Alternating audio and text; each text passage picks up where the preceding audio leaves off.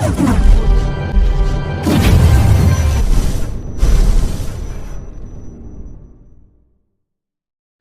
اللہ الرحمن الرحیم ومن نعمرہ ننکسہ فی الخلق افلا یعقلون صدق اللہ العظیم۔ السلام علیکم ورحمۃ اللہ وبرکاتہ۔ جیسا کہ آج آپ ٹائٹل پہ دیکھ رہے ہیں پری کی تسخیر، آپ اگر اس عمل کو کرتے ہو تو انشاءاللہ اس سے آپ ایک طاقتور پری کو آپ کی تسخیر میں کر سکتے ہو جو آپ کے ہر جائز کام کریں گی۔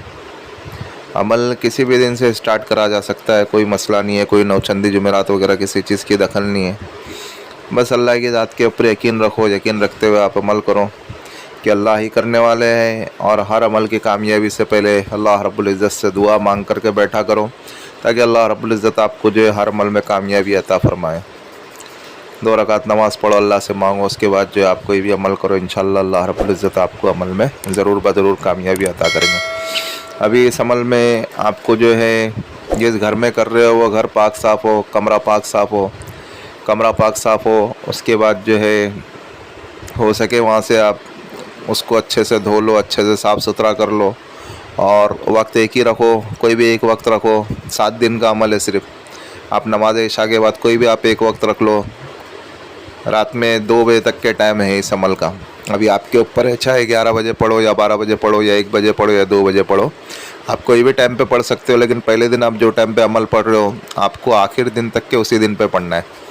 آپ کو عمل اسٹارٹ کرنے سے پہلے روزانہ آپ جیسے ہی اس گھر میں داخل ہوں گے جس گھر میں آپ کو عمل کرنا ہے، پہلے آپ کو رجال الغیب کو السلام علیکم ورحمۃ اللہ کہنا ہے، رجال الغیب کو سلام کرے بعد پھر اس کے بعد آپ کو جو ہے اسراف عامر پڑھنی ہے۔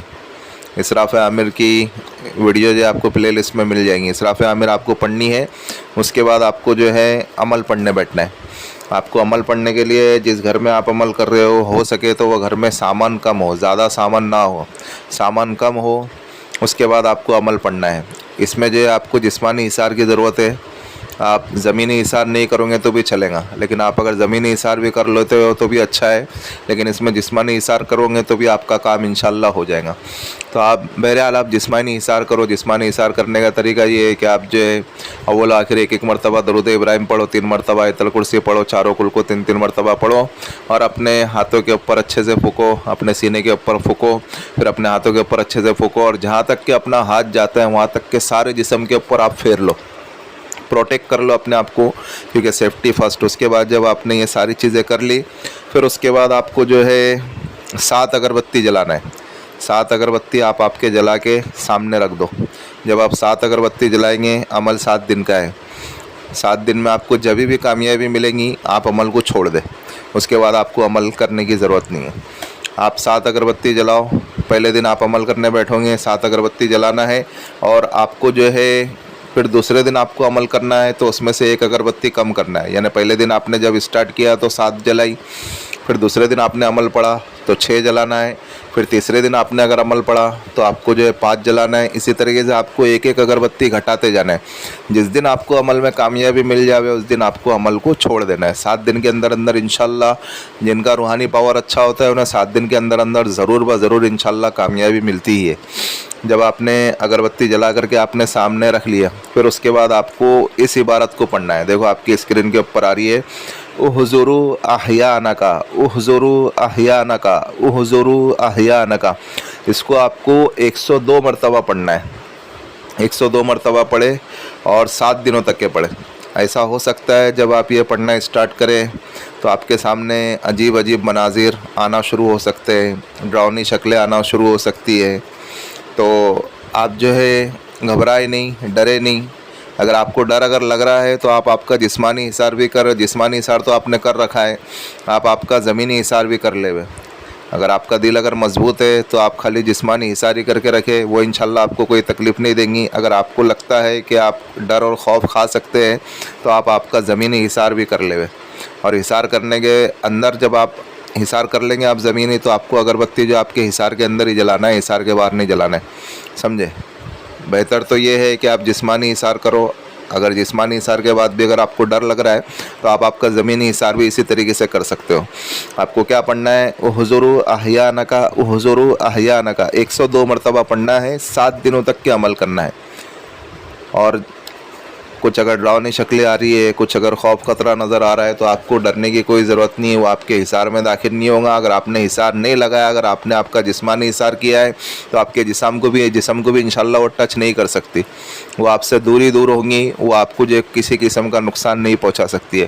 بس ایک شعبدہ بازی ہوتی ہے، آپ کو دھیان دینا ہے اور آپ کو ڈرنا نہیں ہے، آپ کو عمل کی طرف آپ کا پورا فوکس رکھنا ہے، عمل کی طرف آپ کو پورا دھیان دینا ہے، سمجھے۔ اس عمل کے لیے اجازت لینا شرط ہے، آپ بنا اجازت کے کریں نہیں تو آپ نقصان اٹھا سکتے ہیں۔ تو آپ جو اس کو دھیان دیتے ہوئے آپ عمل کریں، اور پھر جو ہے جب اگر آپ کو عمل میں کامیابی مل جاتی ہے، پھر سے کہہ رہا ہوں، پھر اس کے بعد آپ کو عمل نہیں کرنا ہے، پھر آپ کو عمل پڑھ کے اسی کمرے میں سونا ہے، جس کمرے میں آپ نے عمل کیا ہے اسی کمرے میں آپ کو سونا ہے۔ ابھی آپ جب اس کمرے میں سو جائیں گے، یا تو فوراً حاضری ہو جاتی ہے عمل کے بعد، یا آپ اگر سو جائیں گے اس کے بعد حاضری ہو جاتی ہے، وہ آ کر کے آپ کو نیند میں سے اٹھائیں گی۔ ایک تو وہ شکل ہوتی ہے، اور ایک وہ شکل ہوتی ہے کر کے کہ جیسے اگر آپ کا عمل پورا ہوا، عمل پورا ہونے کے باوجود پری آپ کے سامنے حاضر ہو جاتی ہے۔ ایک تو یہ شکل ہوتی ہے، اگر عمل مکمل ہونے کے بعد اگر پری اگر حاضر ہوتی ہے تو آپ اس سے وعدہ لو، قول و قرار لو، نشانی لو، آنے جانے کا طریقہ پوچھو، پھر اس کے بعد آپ عمل کی ضرورت نہیں ہے۔ یعنی 7 دن کا عمل ہے، آپ کو 3 دن میں کامیابی مل گئی، پھر آپ کو چوتھے دن عمل پڑھنے کی ضرورت نہیں۔ یا اگر آپ کو کامیابی نہیں مل رہی ہے، جب تک کہ آپ کو کامیابی نہیں ملے گی جب تک کہ آپ کو عمل پڑھنا ہے۔ آپ کا روحانی پاور اچھا ہے تو آپ کو 7 دن میں ملے گی، اگر کمزور ہے تو 14 دن یا 21 دن انشاءاللہ اس کے اندر ملی جاتی ہے۔ اکثر لوگوں کو تو 7 دن کے اندر ملی گئی ہے، تو انشاءاللہ آپ بھی اس کی کوشش کرو۔ آپ جب وہ حاضر ہو جائے تو آپ اس سے آنے جانے کا طریقہ پوچھو، اس سے بلانے کا طریقہ پوچھو، اس سے کوئی نشانی لو، اس سے وعدہ لو، ساری چیزیں لو، پھر آپ اس کو رخصت کر دو، پھر آپ کا جو بھی جائز کام ہو اس کے بعد آپ اس کو بلاؤ، پھر اس کے بعد آپ اس سے وہ کام کرا لو۔ لیکن پھر سے کہہ رہا ہوں، یہ ساری کی ساری مخلوق جو اللہ کی محتاج ہے، اللہ کی ذات کے اوپر یقین رکھنا ہے کہ اللہ رب العزت جو ہے ہر چیز کے اوپر غالب ہے، یہ تو صرف ایک ذریعہ ہے، سمجھے۔ تو اس کے لیے ہمارا جو ہے شرک کی طرف شرک نہیں ہونا چاہیے کہ ان سے ہو رہا ہے کر کے، سمجھانا میں یہ چاہ رہا ہوں، شرک نہیں ہونا چاہیے یہ کرتے ہیں کر کے، ان سے کچھ نہیں ہوتا، کرنے والی ذات اللہ کی ہے، کیونکہ اللہ رب العزت کے بنائے ہوئے یہ بھی ایک مخلوق ہے۔ تو اس کے لیے ہمیں جو اللہ کی ذات کے اوپر یقین رکھنا ہے کہ اللہ رب العزت کرنے والے ہیں، سمجھے۔ تو اس کے لیے جو اللہ کی ذات کے اوپر یقین رکھے، بس یہ تو ایک ذریعہ ہے، اسباب کو اختیار کرنا سنت ہے۔ اللہ کے رسول صلی اللہ علیہ وسلم نے فرمایا کہ اسباب کو اختیار کرو، اس کے لیے سنت ہے، اس کے لیے ایک اسباب میں گنتی ہے، باقی ان سے کچھ نہیں ہوتا، کرنے والی ذات اللہ کی ہے۔